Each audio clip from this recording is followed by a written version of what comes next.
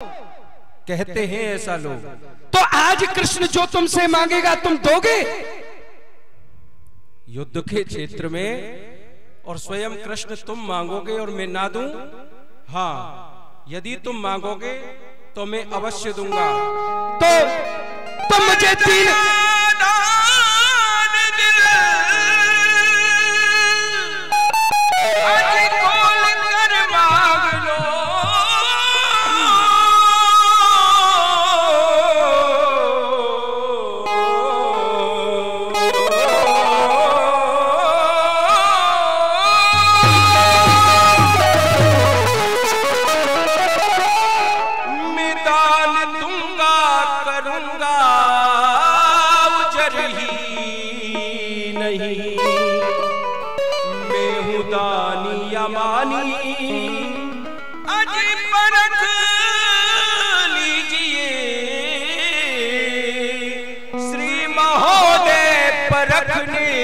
डर ही नहीं मैं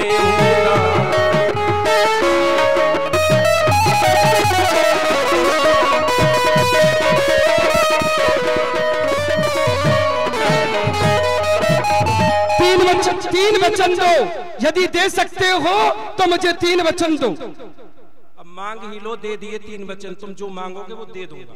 तो ठीक है, आज इस महाभारत के युद्ध में न राज चाहिए न पाठ चाहिए, बर्बरीक इस महाभारत के युद्ध में तेरे शीश का बलिदान चाहिए। आप बलिदान लो, मैं दान देने के लिए तैयार हूं। तो ठीक है, ला और अपना शीश का दान दे।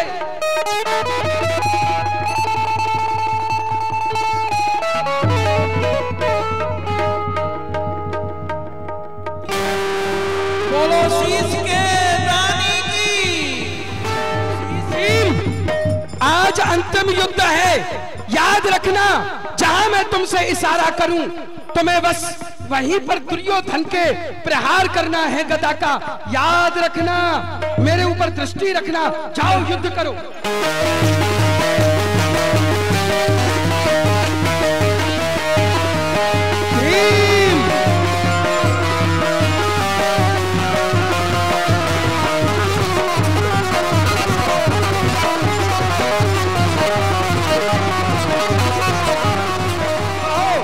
इस महाभारत के युद्ध में किसकी विजय हुई? विजय हमारी हुई है। मेरे भालों ने क्या चमत्कार दिखलाया है, बड़े बड़े योद्धाओं को मैंने मारा है।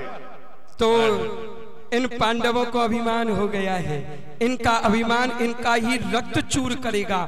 अर्थात बर्बरीक का जब मैंने शीश का दान लिया तो बर्बरीक ने वचन लिया था कि मैं पूरे महाभारत के युद्ध को देखना चाहता हूं और निर्णय में ही करूंगा। तो मैंने उसके शीश में एक लेप लगा दिया, छौकर के पेड़ पर स्थापित करा दिया। मैंने वचन दिया पूरे महाभारत का निर्णय तुम ही करोगे। तो इन पांडवों को लेकर के जाता हूं और बर्बरीक से ही मैं निर्णय कराता हूं, तभी इनका अभिमान दूर होगा। आओ पांडवों, चलो मैं तुम्हें लेके चलता हूं। बर्बरीक प्रतीक्षारत है। आओ।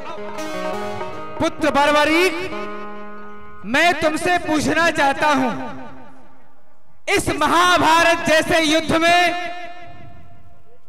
मैंने अनेक योद्धा मारे, तो बताओ सर्वश्रेष्ठ धनुर्धर मैं ही हूं तुम्हारे या कोई और? तुम्हारे सबके प्रश्न का एक ही उत्तर है। ये धर्म क्षेत्र में, कुरुक्षेत्र में धर्म का युद्ध हुआ। इस युद्ध में यदि किसी की विजय हुई है तो वो एकमात्र धर्म की विजय हुई है। जिस समय ये युद्ध हो रहा था उस समय कुरुक्षेत्र के मैदान के ऊपर भगवान कृष्ण का सुदर्शन चक्र चल रहा था, वही सबका संहार कर रहा था, वही रक्त का पान कर रहा था। इसलिए धर्म की युद्ध विजय हुई है। जिधर धर्म है उधर ही कृष्ण है और जिधर कृष्ण है उधर ही विजय है। हे बर्बरीक, आज तुमने कृष्ण के कहने से शीश का दान दिया। तुम सच्चे धर्मात्मा हो तो ये द्वारकाधीश भी तुझे वचन देता है। ये जो युग चल रहा है वो युग है कौन सा? द्वापर। आने वाला जो युग है वो है कलयुग।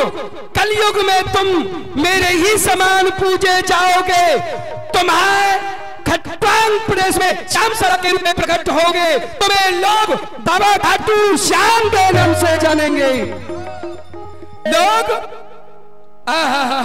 तेरे दर पर हारे हुए लोग आएंगे और हारों का तू सहारा बनेगा। तेरा नाम बाबा खाटू श्याम होगा। जिस पर धन नहीं उसे तू धन देगा, जिसके संतान नहीं उसे संतान देगा, और जिसका विवाह नहीं हुआ उसे उसका विवाह करेगा। तू सबको प्रसन्न रखेगा, अपनी कृपा से सर्वत्र आनंद करेगा। तेरा नाम बाबा खाटू श्याम होगा। तू सबके सुख को देगा और दुख को हरेगा।